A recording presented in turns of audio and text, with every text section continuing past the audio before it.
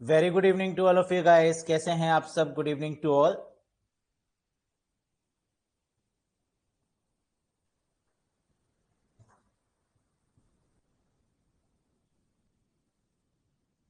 M I audible to all of you? क्या मेरी voice आ रही है? ग्रेट। कैसे हैं आप सब?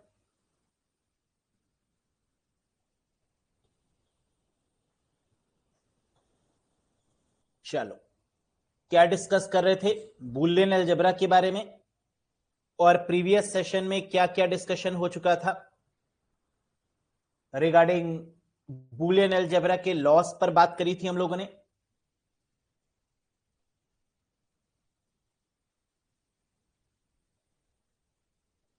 बढ़िया। लॉस में टोटल लॉस 12 लॉस थे, जिसमें सबसे लास्ट वाला जो लॉ हम लोग ने डिस्कस किया था that is D Morgan's law. D Morgan's law किस गेट पर बेस करता है बताइए मुझे। जो डी मॉर्गन्स का नियम है वो किस बेसिस पर काम करता है, किस गेट पर काम करता है? यूनिवर्सल गेट पर।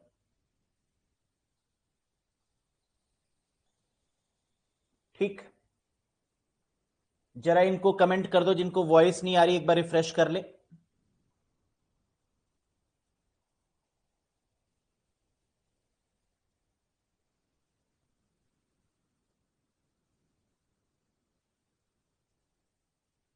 बिल्कुल, उम्मीद है कि आप लोगों ने गेट्स को रिवाइज किया होगा। आज हम लोग डिस्कस करते हैं रिगार्डिंग एमसीक्यूज पर। तो जितने भी हम लोग ने लॉस पढ़े थे, है ना, उन सभी के बेसिस पर जो आपके एमसीक्यूज हैं वो क्या है जरा देखिएगा। पहला question, according to De Morgan's theorem NAND बराबर किसके है? डी मॉर्गन प्रमेय के अनुसार जो नैंड गेट है, जो कि यूनिवर्सल गेट है, इसे क्या बोलेंगे? हम लोग जानते हैं कि नैंड गेट किसके बराबर होता है? नॉर के, या बबल्ड और भी बोलते हैं। तो नॉर हो वो भी सही है, या बबल्ड और हो वो भी सही है, क्योंकि बबल्ड और को ही नॉर गेट भी बोलते हैं। डी मॉर्गन्स का नियम क्या कहता है? डी मॉर्गन्स का नियम कहता है कि नैंड गेट बराबर है नॉर गेट के, और नॉर गेट बराबर है नैंड गेट के, है ना, जिसको बबल्ड और बबल्ड एंड भी बोलते हैं। Next, according to De Morgan's theorem NOR बराबर किसके होगा?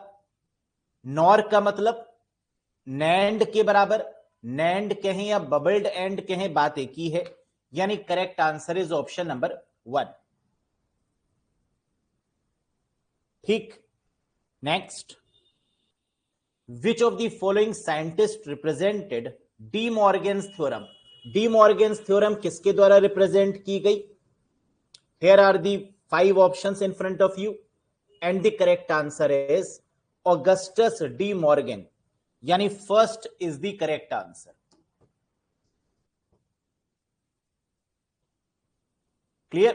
Next, D Morgan's theorem solve dash expressions. D Morgan's की जो थ्योरम है वो किस प्रकार के एक्सप्रेशंस को सॉल्व करती है? Boolean algebra, logic gates, arithmetic, both 1 and 2, या ऑल ऑफ दीज?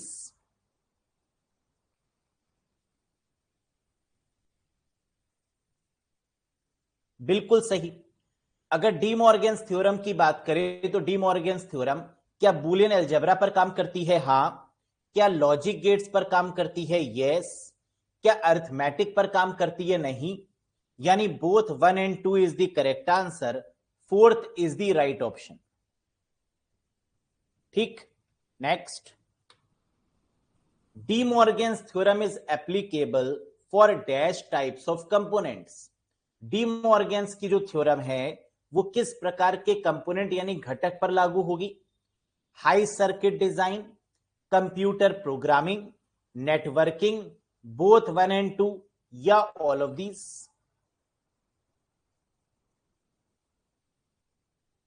बिल्कुल सही। अगर हम डी मॉर्गन्स की बात करें तो ये सर्किट डिजाइन पर काम करती ही करती है। क्या कंप्यूटर प्रोग्रामिंग पर भी काम करेगी? क्या पॉसिबल है प्रोग्रामिंग पर? जी हां, क्योंकि जब भी हम प्रोग्रामिंग पर बात करते हैं तो वहां पे सर्किट का यूज होता ही होता है। बूलियन का क्या यूज होता है? जी हां, अगर हम प्रोग्रामिंग की बात करेंगे तो क्या बूल का यूज करेंगे? बिल्कुल करेंगे। और अगर बूल वेरिएबल का यूज कर रहे हैं, इसका मतलब कि वहां पर डी मॉर्गन्स का एप्लीकेशन बनता है। नेटवर्किंग में होता है? जी नहीं, यानी both 1 and 2 is the correct answer. Fourth बनेगा सही जवाब, है ना। ध्यान रखिएगा, यहां पर कैंडिडेट गलती क्या करते हैं, सिर्फ 1 लगाकर आते हैं सर्किट डिजाइन, जबकि डी मॉर्गन्स थ्योरम जो है सर्किट के साथ साथ कंप्यूटर की प्रोग्रामिंग पर भी काम करती है। Next, which of the following logical operations of does a De Morgan's theorem perform? इनमें से कौन सा operations De Morgan theorem perform करती है? बताइए। And operation, or, not, all of the above या none of these? De Morgan's theorem जो है वो नैंड और नॉर पे काम करती है, मतलब यूनिवर्सल गेट पर काम करती है।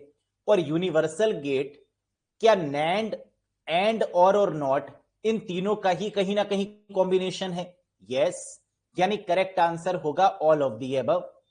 Fourth is the right answer. ठीक, next, which of the following is the De Morgan's formula for X dot Y bar? Very very important one, बताइए।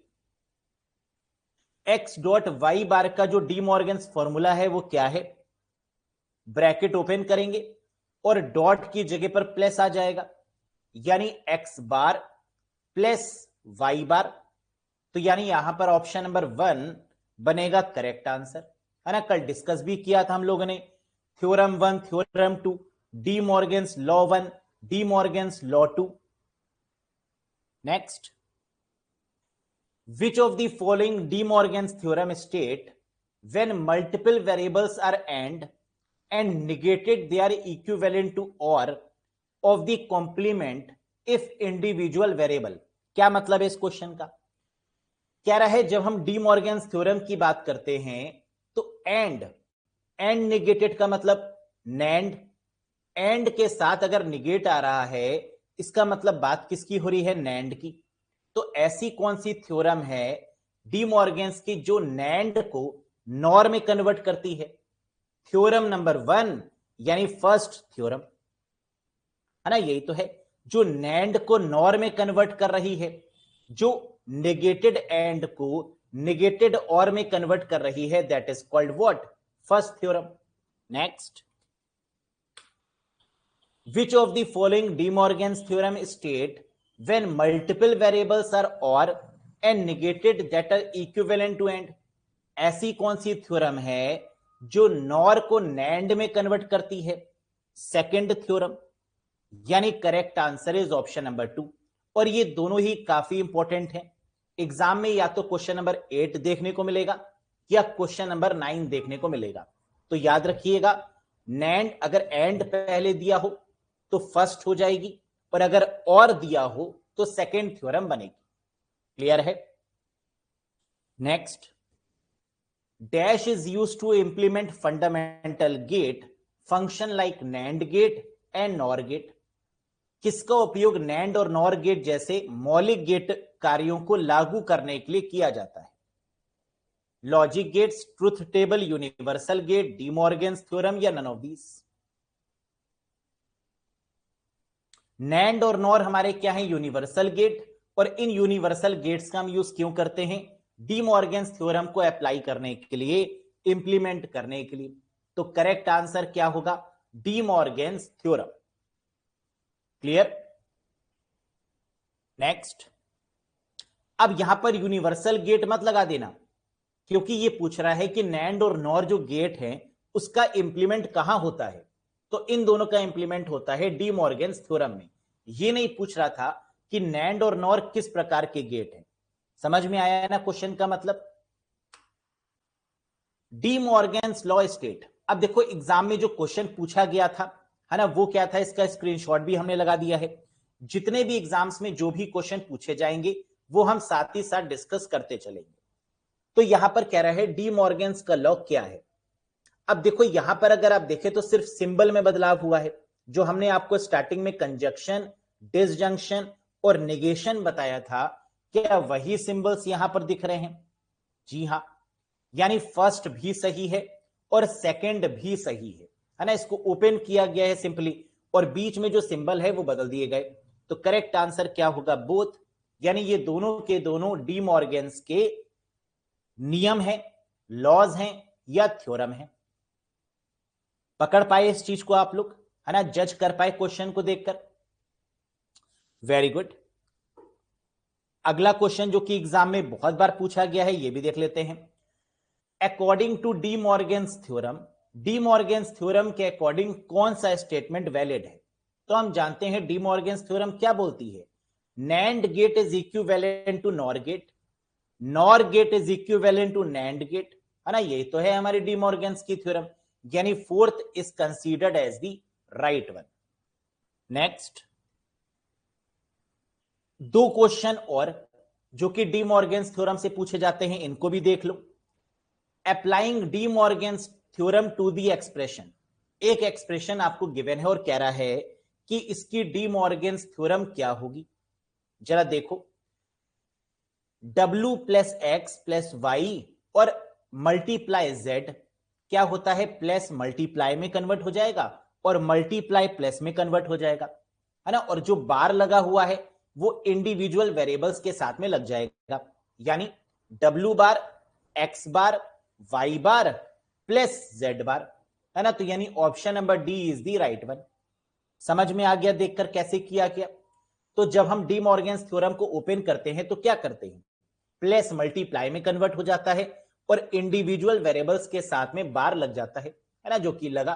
तो बहुत आसानी से समझ में आ गया, that is the correct one. नीचे वाला भी देख लो, applying De Morgan's theorem to the expression a plus B plus C plus D का होल बार, अगेन प्लस की जगह मल्टीप्लाई और इंडिविजुअल वेरिएबल्स पर बार लग जाएगा। तो a bar multiply b bar multiply c bar multiply d बार, यानी a is the correct answer. तो अगर यहां से कोई भी क्वेश्चन आता है डी मॉर्गन से तो क्या कर लेंगे आप आसानी से?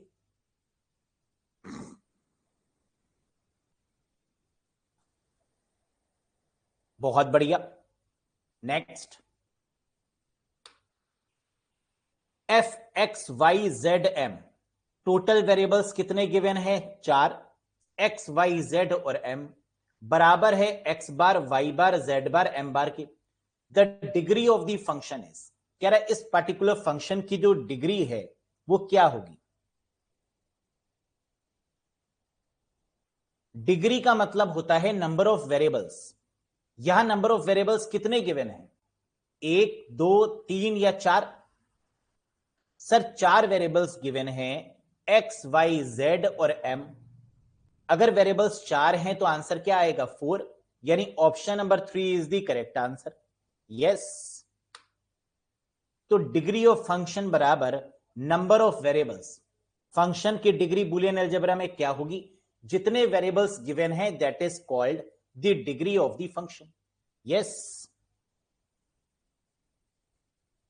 चलो next, a dash value is represented by a Boolean expression.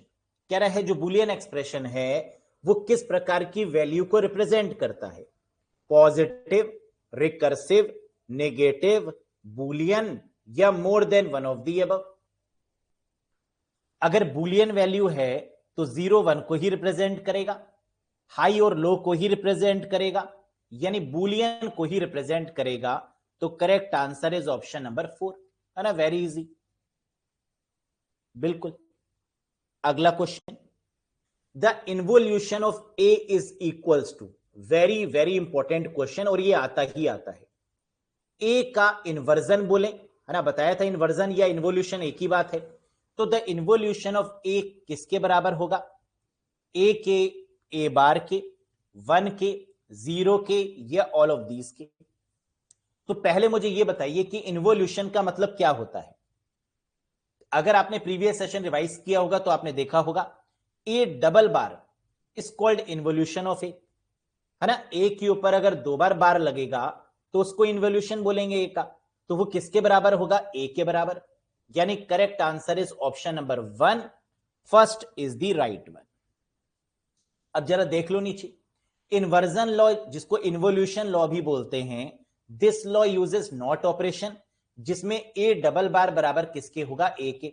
मैंने आपको कैसे याद करवाया था, माइनस माइनस क्या हो जाता है, प्लस, है ना। तो ए के ऊपर डबल बार मतलब माइनस माइनस, क्या आ गया, A itself. Yes, next, complement of the expression A bar B plus C D bar S. कह रहा है अगर इस एक्सप्रेशन का, इस बुलियन एक्सप्रेशन का कॉम्प्लीमेंट अगर निकालेंगे तो क्या आएगा, बताओ।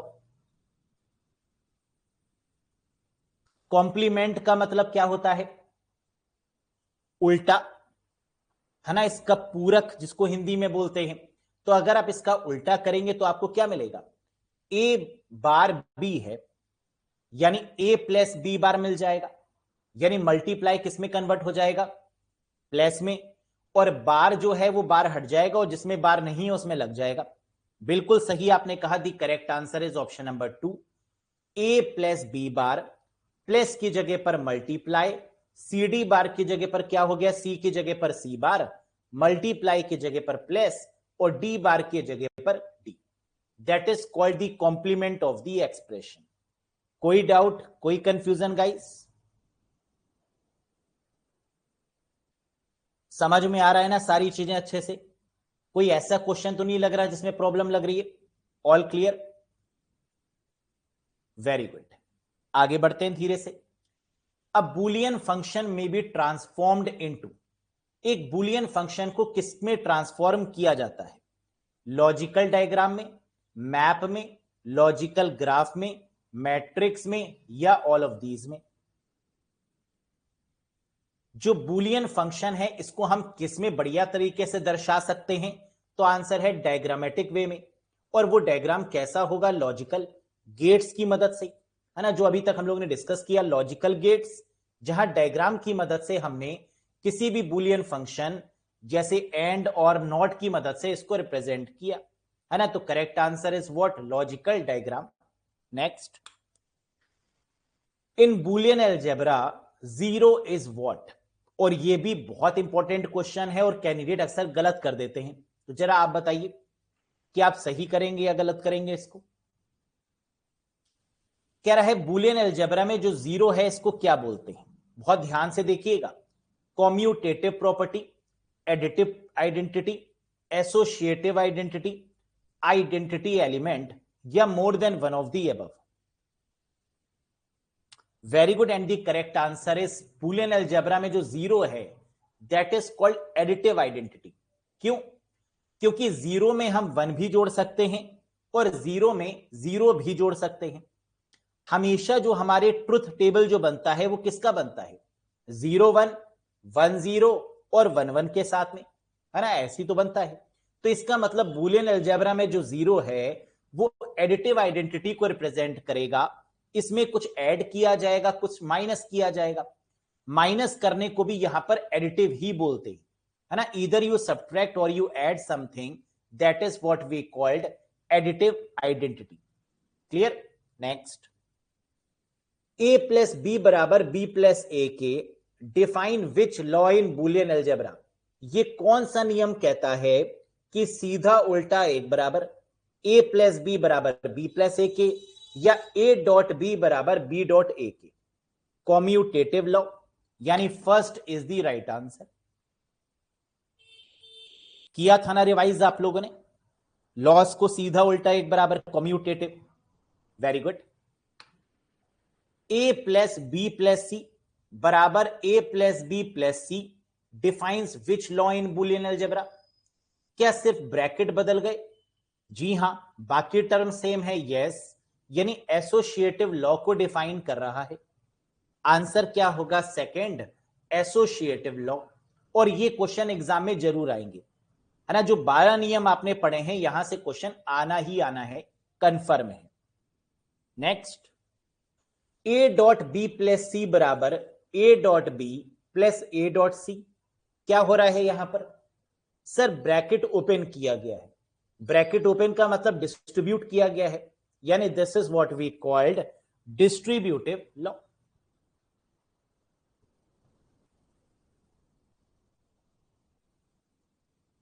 ठीक, next, A double bar is equals to A defines which law in Boolean algebra. अभी डिस्कस किया था थोड़ी देर पहले कि ए डबल बार का मतलब क्या होता है, इन्वर्जन, और इन्वर्जन को इन्वोल्यूशन भी बोलते हैं।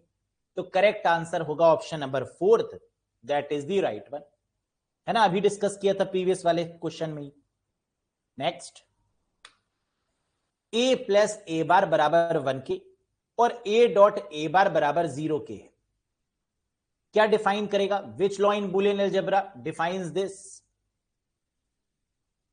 बिल्कुल सही, दैट इज कॉम्प्लीमेंट लॉ, जो कहता है ए प्लस ए बार 1 के बराबर है और ए डॉट ए बार 0 के बराबर है। क्या होगा? कॉम्प्लीमेंट लॉ, यानी fifth option is the right one. कर पा रहे हैं आंसर आप लोग? 21 क्वेश्चंस, कोई डाउट, कोई कंफ्यूजन? बहुत अच्छे से किया आप लोगों ने। रिवाइज अगर किया होगा, है ना, तो ही कर पा रहे होंगे, लेकिन रिवाइज नहीं किया होगा जल्दी में, है ना, और सेशन लेने कूद गए होंगे, तो मोए मोए हो रहा होगा। नेक्स्ट, ए प्लस 0 बराबर ए और ए डॉट 1 बराबर A defines which law in Boolean algebra. A में 0 प्लस करेंगे, आइडेंटिटी बरकरार है ए में 1 मल्टीप्लाई करेंगे, आइडेंटिटी बरकरार है ए। तो आंसर क्या हो जाएगा? आइडेंटिटी लॉ, यानी first is the right one. बहुत आसान है बुलियन अलजेब्रा, है ना, इससे आसान कोई टॉपिक नहीं है, लेकिन पढ़ना पड़ेगा, है ना, रिवीजन करना पड़ेगा। नेक्स्ट, ए डॉट 0 बराबर 0, ए प्लस 1 बराबर 1, क्या डिफाइन करता है? एनलमेंट लॉ को डिफाइन करता है क्या? ए डॉट 0 किसके बराबर है? 0 के। ए प्लस 1 किसके बराबर है? 1 के, यानी 0 और 1 में आंसर आ रहा है। क्या है? एनलमेंट लॉ, यानी second is the right answer. Next, A plus A बराबर ए के और ए डॉट ए बराबर ए के defines which law in Boolean algebra?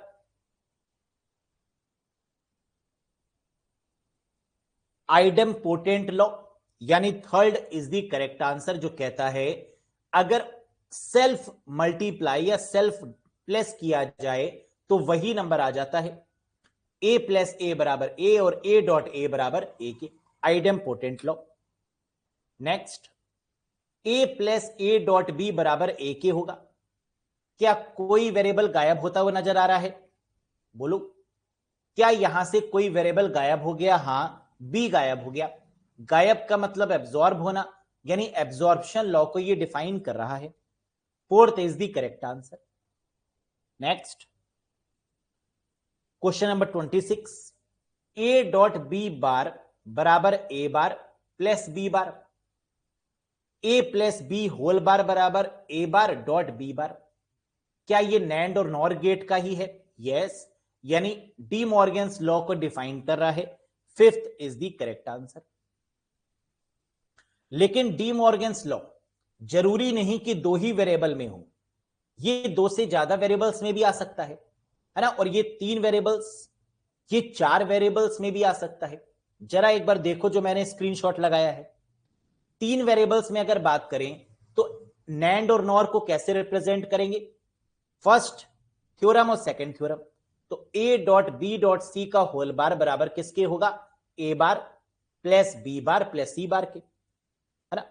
और सेकंड वाला देखो, A plus B plus C whole bar बराबर A bar multiply B bar multiply C bar. ठीक, अगर 4 वेरिएबल्स के साथ में आएगा तो फर्स्ट थ्योरम और सेकंड थ्योरम जरा ऑब्जर्व करो। ओपन किया, मल्टीप्लाई की जगह प्लस हो गया, और ओपन किया, प्लस की जगह मल्टीप्लाई, और इंडिविजुअल बार इनकी खोपड़ी पे चढ़ गए। यही तो है। तो इससे फर्क नहीं पड़ता कि वेरिएबल्स 2 हैं या वेरिएबल्स 3 या वेरिएबल्स 4, जो हमारा बुलियन का डी मॉर्गन्स लॉ है, क्या वो बदलने वाला है? नहीं। नैंड जो है वो नॉर देगा या बबल्ड और देगा? बबल्ड और, है ना, या फिर नॉर गेट बबल्ड एंड देने वाला है या नैंड को देने वाला है? ये प्रॉपर्टी चेंज नहीं होगी। समझ में आ गया? कोई डाउट, कोई कंफ्यूजन? All clear?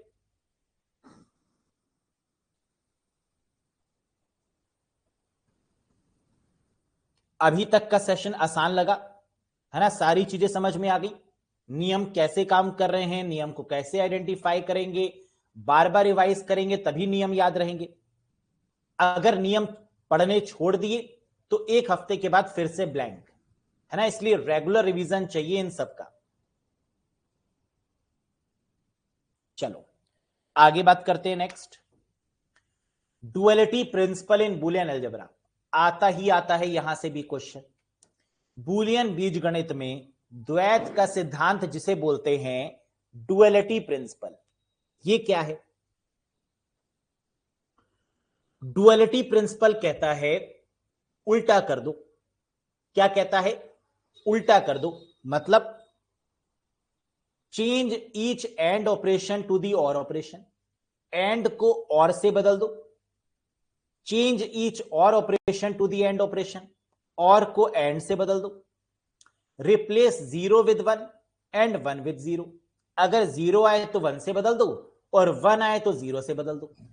पहला क्वेश्चन एग्जाम का कि ये जो डुअलिटी प्रिंसिपल है ये कितने स्टेप में काम करता है? 4 स्टेप्स में। पहला स्टेप, एंड अगर हो तो और में बदल दो, और हो तो एंड में बदल दो, जीरो हो तो वन में बदल दो, और वन है तो जीरो में बदल दो, है ना? बात तो एक ही है देखा जाए तो। क्लियर? अब नीचे भी आप देख सकते हैं, एंड को और में बदलना, और को एंड में बदलना, वन को जीरो में बदलना, जीरो को वन में बदलना, ए को ए बार में बदलना और ए बार को ए में बदलना, यानी बार्स भी आपकी चेंज हो जाएंगी। कुछ समझ में आया? अगर वाकई में आया तो जरा इस क्वेश्चन का आंसर दीजिए जो कि बहुत इंपॉर्टेंट है। Dual of Boolean theorem is obtained by. Boolean theorem का जो डुअल है वो कैसे ऑब्टेन किया जाएगा? Interchanging all zero and ones only. क्या सभी जीरो और वन को इंटरचेंज करने पर? Changing all zero to one only, changing all one to zero, या interchanging all zero and one and dot to plus.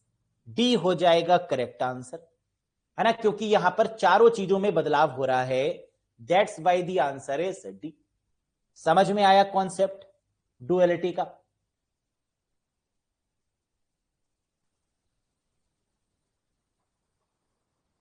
अगर वाकई में समझ में आ गया है ना, तो जरा इसका आंसर दो मुझे। What is the duality for this expression? इस एक्सप्रेशन का डुअलिटी क्या होगा बताओ। A B plus C plus B C A बराबर जीरो के। तो हमने क्या कहा था? डुअलिटी में क्या चेंज हो रहा है? मल्टीप्लाई की जगह पर प्लस, प्लस की जगह पर मल्टीप्लाई, जीरो की जगह पर वन और वन की जगह पर जीरो। यानी इस पूरी इक्वेशन पर अगर आप डुअलिटी अप्लाई करेंगे तो क्या आएगा आपके सामने? सर हमें मिलेगा ए प्लस बी, क्योंकि ए मल्टीप्लाई बी है। तो अगर ए और बी के बीच में डुअलिटी अप्लाई होगी तो क्या हो जाएगा? ए प्लस बी। फिर प्लस का सिंबल है यानी मल्टीप्लाई बाय सी, फिर प्लस का सिंबल है यानी मल्टीप्लाई, बी सी ए के बीच में मल्टीप्लाई का सिंबल है यानी प्लस का हो जाएगा, और जीरो की जगह पर वन हो जाएगा। क्लियर और नॉट बताइए? यानी यहां पर प्लस किस में बदला? मल्टीप्लाई में, और मल्टीप्लाई किस में बदला? प्लस में। जीरो किस में बदला? वन में। अब क्लियर हो गया होगा।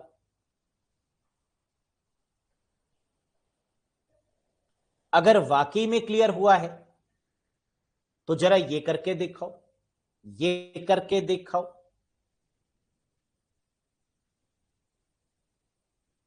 What is the duality for this expression?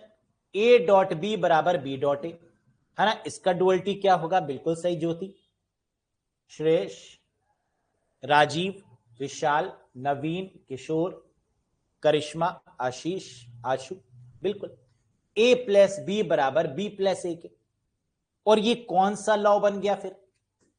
A plus B अगर बी प्लस ए के बराबर है और पहले ए डॉट बी बराबर बी डॉट ए, सीधा उल्टा एक समान, यानी कॉम्यूटेटिव लॉ। यस, ये डुअलिटी को फोकस कर रहा है।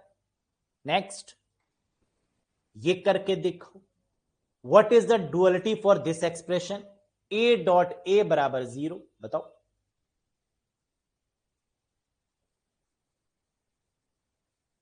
ठीक है, डॉट की जगह पर प्लस आ जाएगा, यानी a प्लस ए बराबर 1 के हो जाएगा। That is the correct answer. अब समझ में आ गया, कोई डाउट नहीं, इतना सा भी, जरा सा भी डाउट नहीं, है ना, पूरा क्लियर। चलो, टैलेंटेड तो आप हैं, है ना, नो डाउट, बस घमंड नहीं करते। नेक्स्ट, अब बात करेंगे कैनोनिकल फॉर्म्स की। What is canonical form?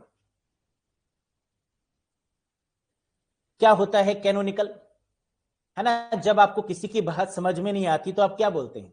चल निकल यहां से। तो क्या यही है कैनोनिकल? बिल्कुल नहीं। कैनोनिकल का मतलब बूलियन अलजेब्रा में एसओपी और पीओएस होता है, यानी सम ऑफ प्रोडक्ट और प्रोडक्ट ऑफ सम। लेकिन ये कैनोनिकल फॉर्म्स होता क्या है ना, पहले ये जानना जरूरी है।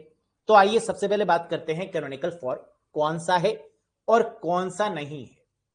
तो नॉट इन कैनोनिकल फॉर्म, कौन सा कैनोनिकल फॉर्म नहीं होगा? एफ बराबर A B plus B C plus A C. यहां कितने टर्म्स गिवन है? एक ए बी है, एक बी सी है और एक ए सी है। क्या यहां पर सारे वेरिएबल्स फर्स्ट, सेकेंड और थर्ड में आ रहे हैं? नहीं, पहले में सिर्फ ए बी आया, सी मिसिंग है, दूसरे में बी सी आया, ए मिसिंग है, और तीसरे में ए सी आया, बी मिसिंग है। यानी अगर पूरी एक्सप्रेशन में हम बात करें तो 3 वेरिएबल्स हैं, है ना, ए बी और सी।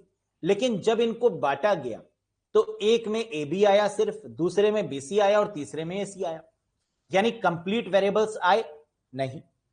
तो ये कैनोनिकल फॉर्म नहीं है। कैनोनिकल फॉर्म कौन सी होगी?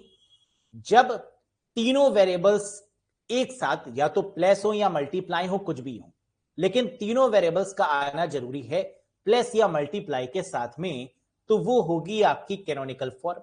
अब जरा देख लो, एफ बराबर एबीसी, टोटल वेरिएबल्स कितने यूज हो रहे हैं? 3। क्या एबीसी में तीनों है? हां। क्या सेकंड प्लस के बाद तीनों है? हां। क्या फिर प्लस के बाद तीनों है? हां। यानी ये आपका कैनोनिकल फॉर्म है, जबकि ऊपर वाला कैनोनिकल फॉर्म नहीं है। समझ में आया कि किसे कैनोनिकल बोलेंगे और किसको नहीं बोलेंगे? यस और नो? इसका मतलब कि जितने भी वेरिएबल्स का इस्तेमाल हो रहा होगा उन सबका इंडिविजुअल होना जरूरी है। पहले वाले केस में अगर एबीसी, बीसीए और एबीसी ये तीनों होते प्लस में तो ये कैनोनिकल फॉर्म में होता। लेकिन नीचे वाले केस में जितने भी वेरिएबल्स हैं प्लस में उतने ही वेरिएबल्स का प्रयोग किया जा रहा है। वो अलग बात है कि कुछ नॉट में है, कुछ बार में है, कुछ बिना बार के है ना, लेकिन इसका तो डिस्कशन है ही नहीं कि वो बार में है या नहीं है। उन वेरिएबल्स का प्रेजेंट होना जरूरी है, दैट मैटर्स। क्लियर? चलो आगे बात करते हैं। अब कह रहा है what is canonical form in Boolean algebra.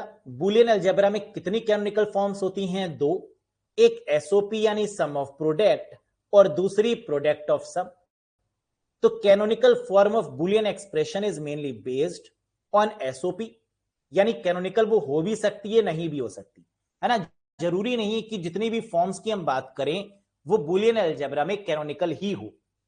जो एसओपी एक्सप्रेशन है या पीओएस एक्सप्रेशन है वो कैनोनिकल हो भी सकता है और नहीं भी हो सकता, डिपेंड अपॉन दी सिचुएशन, है ना, ये सिचुएशन पर डिपेंड करेगा। लेकिन कैनोनिकल फॉर्म कितने तरीके की होती है? 2। सम ऑफ प्रोडक्ट और प्रोडक्ट ऑफ सम। क्या डिफरेंस है इन दोनों में? आइए देखते हैं। एक इक्वेशन आपके सामने आपको दिख रही होगी, A dot B plus A dot B bar dot C plus A dot B bar. क्या ये कैनोनिकल फॉर्म में है? जी नहीं, है ना। This is not in the canonical form, क्योंकि यहां सभी वेरिएबल्स का यूज नहीं किया गया है।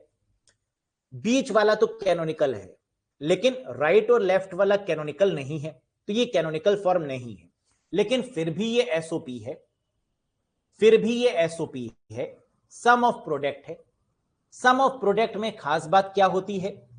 पहले प्रोडक्ट आता है, यानी शुरुआत किससे होती है? प्रोडक्ट से। देखो ए डॉट बी, तो वेरिएबल्स के बीच में क्या प्रोडक्ट है? हां।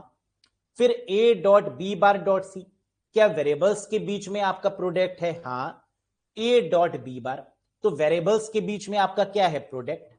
लेकिन इन टर्म्स के बीच में क्या है? प्लस यानी सम। तो sum of product that is called SOP.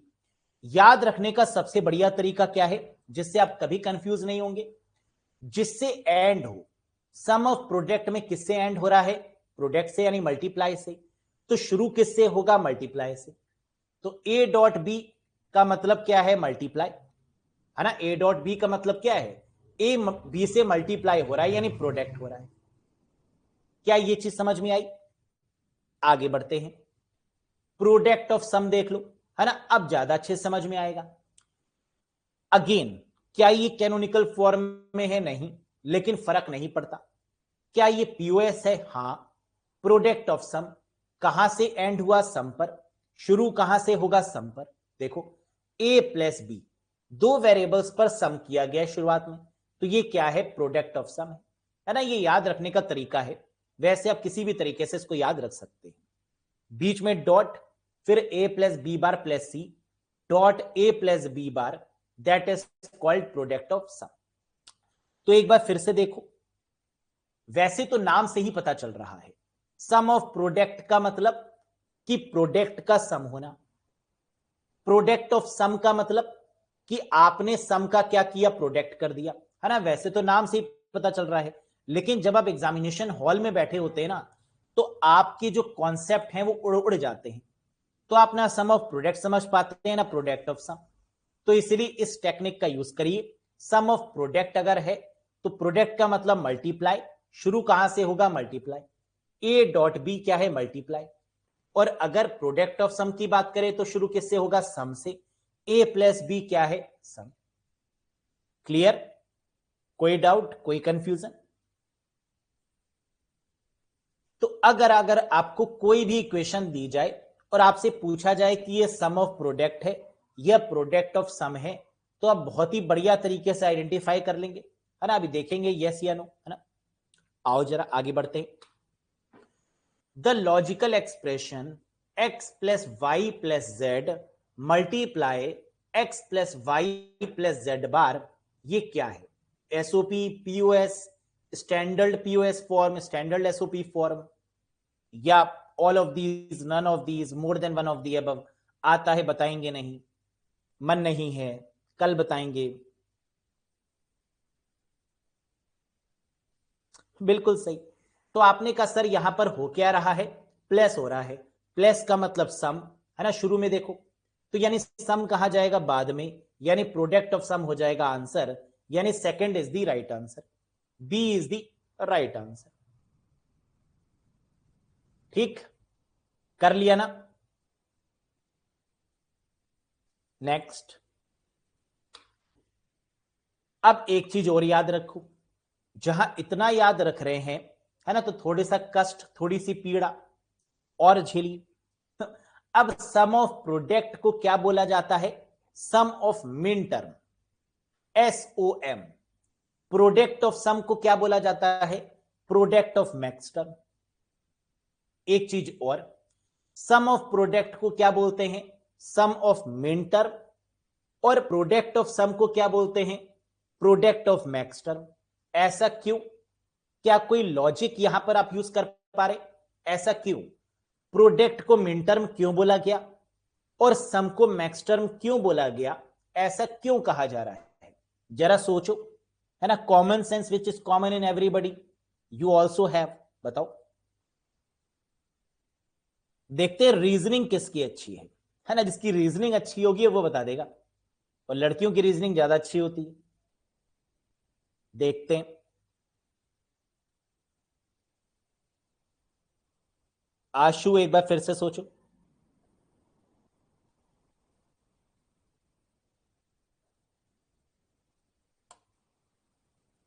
Product maximum result देता है। बात तो सही है। गीतांजलि, प्रोडक्ट करने पे ज्यादा आता है। बबली सिंह, बहुत बढ़िया, क्योंकि प्रोडक्ट 0 1 का होगा तो मिनिमम होगा। अरे वाह Shresh, very good. Product greater, product के बाद सम ज्यादा होगा। चलो कुछ कुछ पहुंच गए, है ना, कुछ कुछ आपका दिमाग जो है वो सही डायरेक्शन में पहुंच गया, टैलेंट है आपके अंदर, है ना। ऐसी थोड़ी ना कहते हैं संगत का असर है। जरा देखो, देखो हमें पता है कि प्रोडक्ट का मतलब मल्टीप्लाई, अगर दो चीजों में मल्टीप्लाई होगा, यानी ए और बी दो वेरिएबल हैं, मान लीजिए कोई भी 1 है कोई भी 0 है, अगर इनको आपस में मल्टीप्लाई करेंगे तो रिजल्ट क्या आएगा? पॉसिबिलिटी किसकी ज्यादा है? मल्टीप्लाई करने पर 1 और 0 या 0 1 या 0 0 क्या आएगा? 0 ही तो आएगा। सम ऑफ प्रोडक्ट यानी प्रोडक्ट, प्रोडक्ट का मतलब मल्टीप्लाई, और जब आप 0 0 0 1 1 0 1 1 इनको मल्टीप्लाई करेंगे तो 0 कितनी बार आएगा? 3 बार, है ना। 0 0 0 1 1 0, ये तीनों बार आपका क्या आया? 0 आया। तो प्रोडक्ट का मतलब मिनटर, है ना, मिनिमम मतलब 0, और वही मैक्स टर्म जरा लगा के देखो सम में, सम का मतलब 0 प्लस 0 0, 0 प्लस 1 1, 1 प्लस 0 1, 1 और 1 1, यानी यहां पर क्या चीज मैक्सिमम आ रही है? 1, और ऊपर क्या मैक्सिमम आया? 0। तो 0 का मतलब मिनिमम और 1 का मतलब मैक्सिमम। क्या अब कुछ समझ में आया? यस या नो? क्यों मिन टर्म बोला गया, क्यों मैक्स टर्म बोला गया? कितना सिंपल सा कॉन्सेप्ट था, है ना। पहुंच गए थे आप लोग यहां तक, इस कॉन्सेप्ट तक पहुंच चुके थे।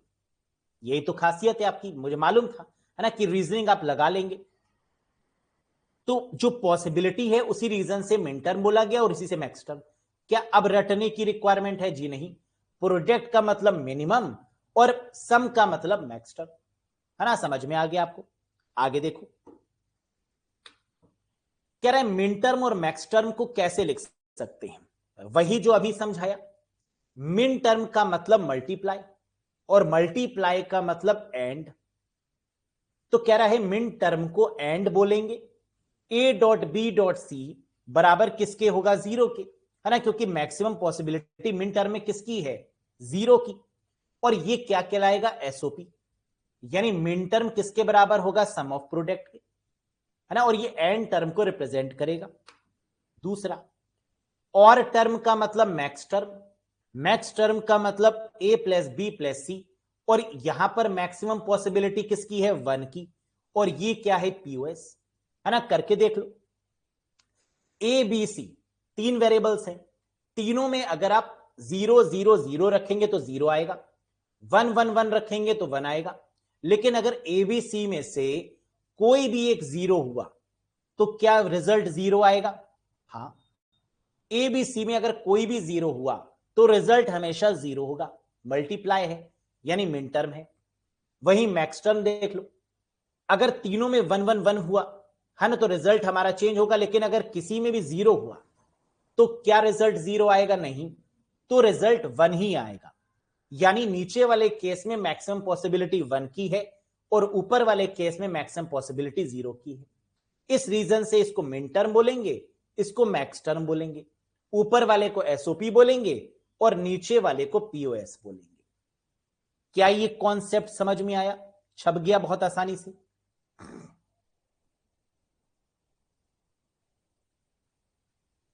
अब इस कॉन्सेप्ट के बेसिस पर लगेंगे क्वेश्चंस, है ना। अगर ये कॉन्सेप्ट समझ में आ गया तो इसी के बेसिस पर क्वेश्चंस आएंगे और उसको आपको सॉल्व करना होगा।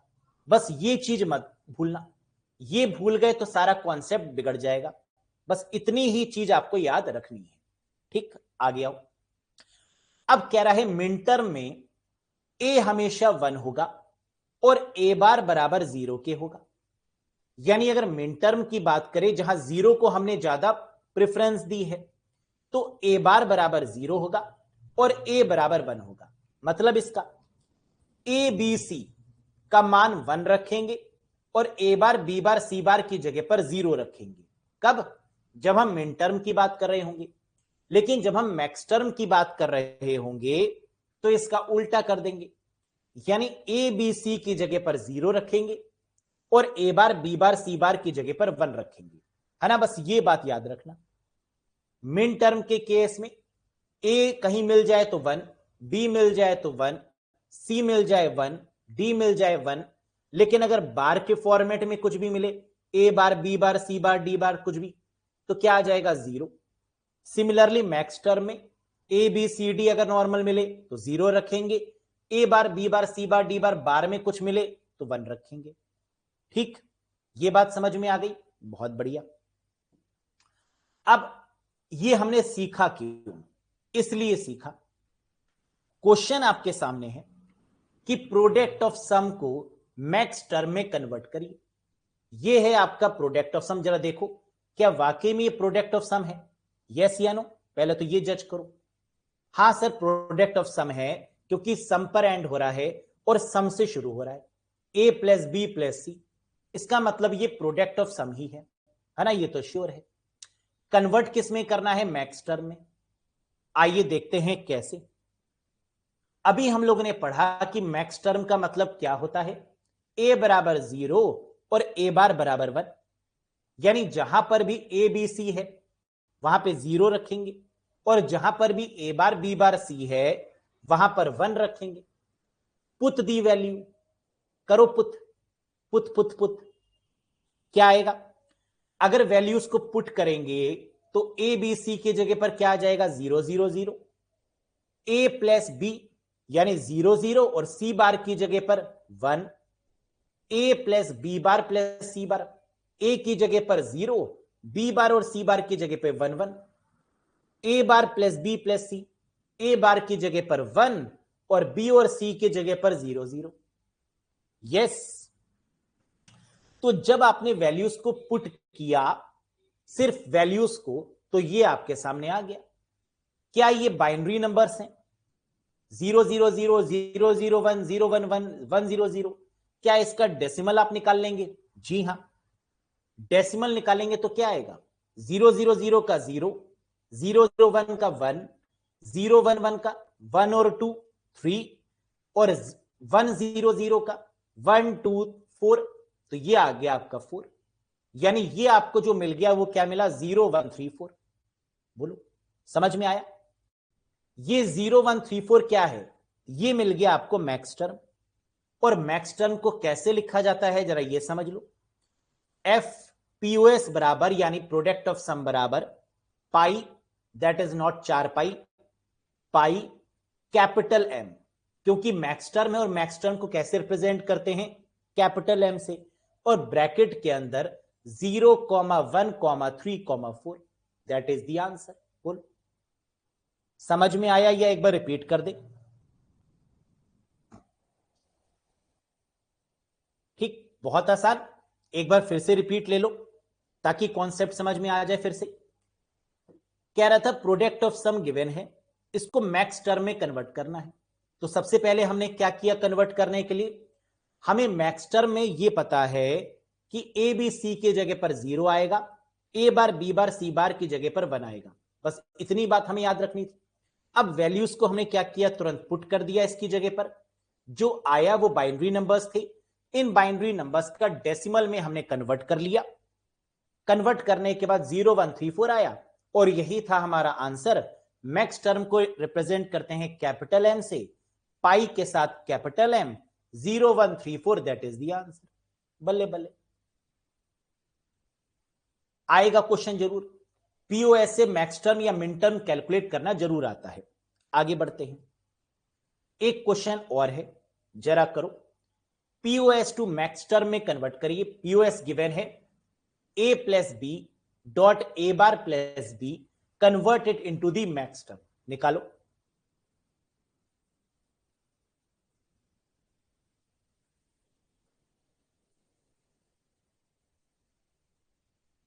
अरे बाइनरी को डेसिमल में कौन चेंज करेगा पड़ोसी? बाइनरी में आंसर लिखते जा रहे हो तुम लोग, ऐसा क्यों कर रही हो? कैसे कर लेते हो ये? है मतलब समोसा पड़ा है और समोसा खाओगे नहीं? ऐसे कैसे? मतलब ये आधा आंसर देने वाले पता है वो हैं जो समोसे में सिर्फ पापड़ी पापड़ी खा लेते हैं, है ना, आलू फेंक देते हैं, वही हैं ये। तो जब पापड़ी पापड़ी खानी है तो पापड़ी खा लो, समोसे ही क्यों खा रहे हो? है ना, समोसे का मतलब चटनी भी है, समोसे का मतलब आलू भी है। बिल्कुल, वेरी गुड। यानी सबसे पहला काम क्या होगा, a बराबर 0 और a बार बराबर 1 के, क्योंकि मैक्स टर्म गिवन है। अब a प्लस बी हमें गिवन था, a प्लस बी का मतलब a भी मान के चलेंगे, उससे कोई बहुत ज्यादा लेना देना नहीं है, यानी 0 0। तो a प्लस बी की जगह पर क्या लिख दिया, 0 0। a बार और b की जगह पर क्या लिख दिया, 1 0, क्योंकि a बार की जगह पर 1 और b की जगह पर 0। अब 0 0 1 0 जो आया वो बाइनरी में है, इसको डेसिमल में बदलोगे तो क्या आ जाएगा, 0 2। यानी जो मैक्स टर्म आपको मिला वो क्या मिला, एफ पी ओ एस बराबर पाई कैपिटल एम और ब्रैकेट में 0,2। समझ में आ गया। एग्जाम में सिर्फ इतना ही नहीं देखना है कि आंसर 0,2 है, एग्जाम में यह भी देखना है क्या सिंबल पाई का यूज हुआ है, यस या नो, और साथ में एम कैपिटल में दिया है या एम स्मॉल में दिया है। अगर एम स्मॉल में होगा तो वो मिन टर्म होगा, और अगर पाई की जगह पर कोई और सिंबल दिया है तो वो भी नहीं होगा। यानी पाई होना कंपलसरी है और कैपिटल एम होना कंपलसरी है और 0,2 भी होना कंपलसरी है। नजर हटी, दुर्घटना घटी, है ना, ये मत करिएगा। जल्दबाजी में 0,2 देखकर अगर आंसर लगा दिया, नन ऑफ दीज भी हो सकता है ना, तो इसलिए बहुत अलर्ट होकर, हो सकता है 0,2 तो मिले लेकिन पाई ना मिले, हो सकता है 0,2 तो मिले लेकिन कैपिटल एम ना मिले, है ना, तो बहुत सोच समझ के आंसर लगाना होगा। आगे बढ़ते हैं। मैं सिखा सकता हूं लेकिन करना आप ही को है ना। एसओपी टू मिन टर्म, ध्यान से, अब मैक्स टर्म नहीं है, अब मिन टर्म है, तो क्या हो गया, तो क्या हो गया, उल्टा हो जाएगा। जो अभी तक हम लोग कर रहे थे a बराबर 0 और a बार बराबर 1, इसका उल्टा हो जाएगा, यानी a बराबर 1 हो जाएगा और a बार बराबर 0 के हो जाएगा। बोलो यस सर। ये लो, a बराबर 1 और a बार बराबर 0 के, पुट दी वैल्यू, पुट करो यहां पर वैल्यू को, तो क्या आ जाएगा, a bar comma b 0 1, A B bar 1 0 और ए बी का मतलब 1 1, ये आ गया। अगर ये आपका आ गया तो बल्ले बल्ले है। अब ये बाइनरी में है, इसका डेसिमल में कन्वर्ट कौन करेगा, पड़ोसी आप ही करेंगे। तो इसको डेसिमल में कन्वर्ट करने के बाद क्या मिल गया, 1 2 3। लिखेंगे कैसे ये समझो, सिग्मा ऑफ स्मॉल एम, यानी इसको कैसे डिनोट करते हैं, सिग्मा से। मैक्स टर्म को कैसे डिनोट करते हैं, पाई से। तो that is sigma of small M bracket में 1 2 3। गेटिंग दी पॉइंट, समझ में आया या नहीं, बता दो एक बार। यानी यहां पर जो सिंबल यूज हो रहा है ना, दैट इज ऑफ सिग्मा, और जो एम यूज हो रहा है दैट इज ऑफ स्मॉल। तो sigma of small M which represent the min term and 1 2 3, बल्ले बल्ले, that is the correct answer. जेब में रख के घर ले जाइए, बिल्कुल सही जवाब आ चुका है। कर लेंगे, आगे बढ़ते हैं, करो।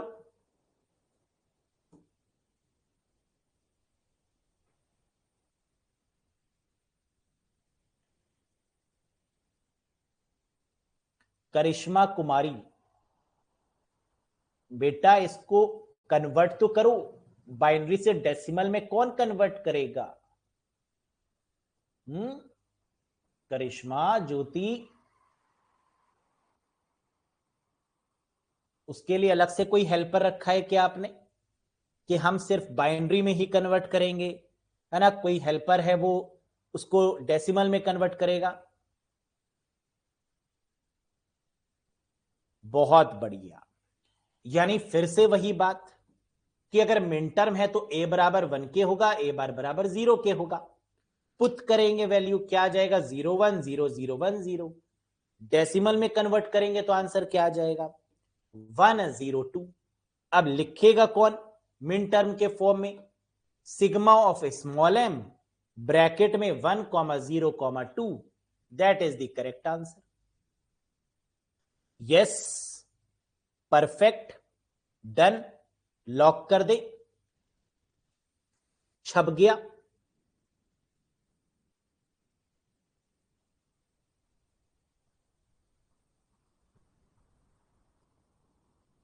तो कॉन्सेप्ट आसान है या डिफिकल्ट है? आसान है।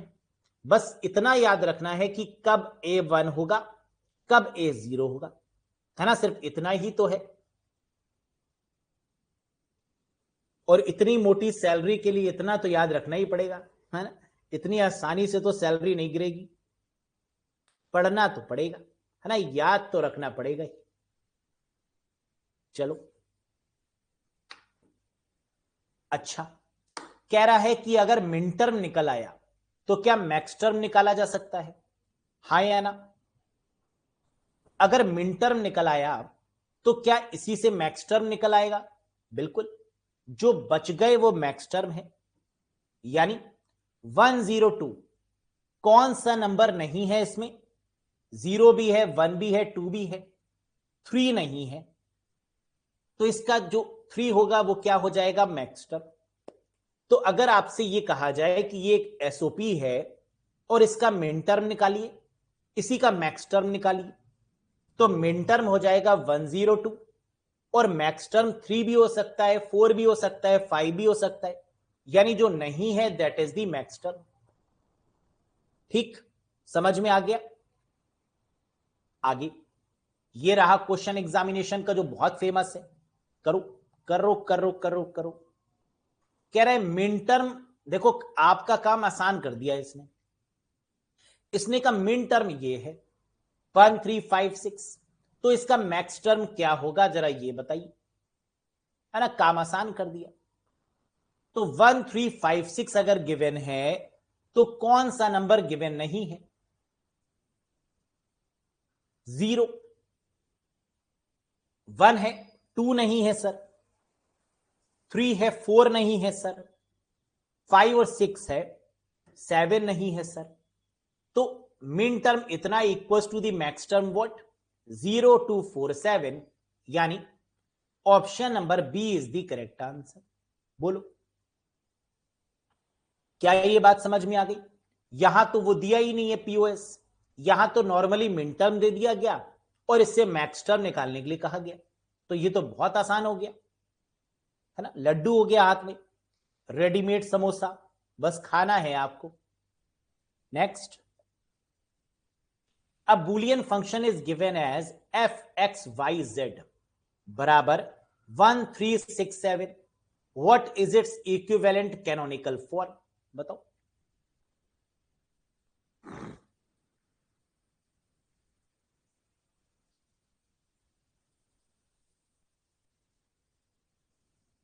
ऑप्शन देख के समझ में आ रहा होगा आपको।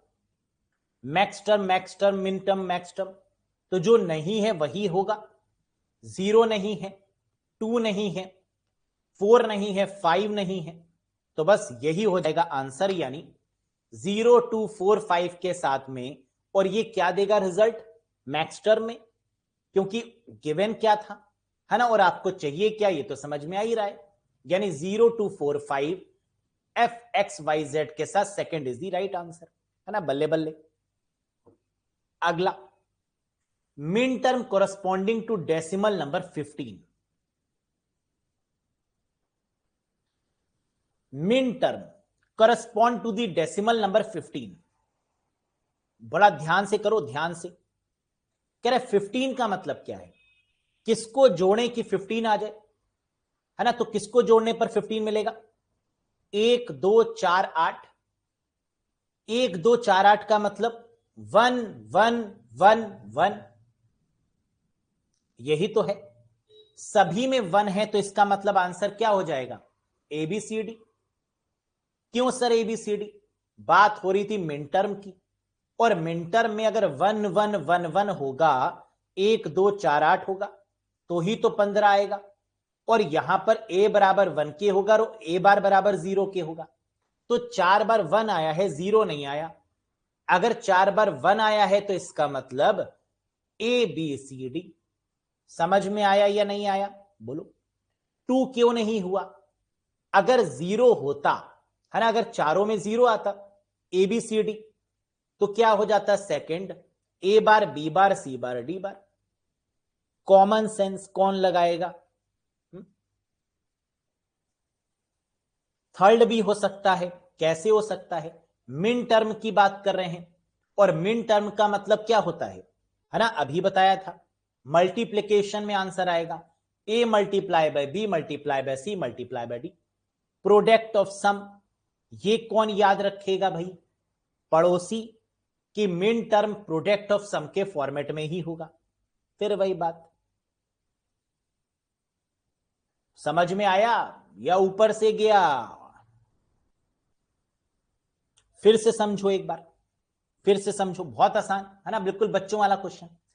कह रहे 15 है, किसको ऐड करें कि 15 आए? पहले तो ये बताओ कि अगर डेसिमल 15 है तो इसका बाइनरी क्या होगा? इसका बाइनरी नंबर मुझे बता दो कि सर 15 ये है डेसिमल, और इसका बाइनरी क्या होगा?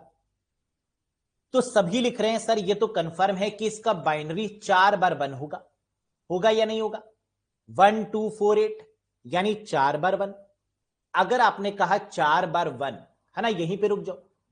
मिन टर्म को 4 बार 1 में कैसे रिप्रेजेंट करेंगे?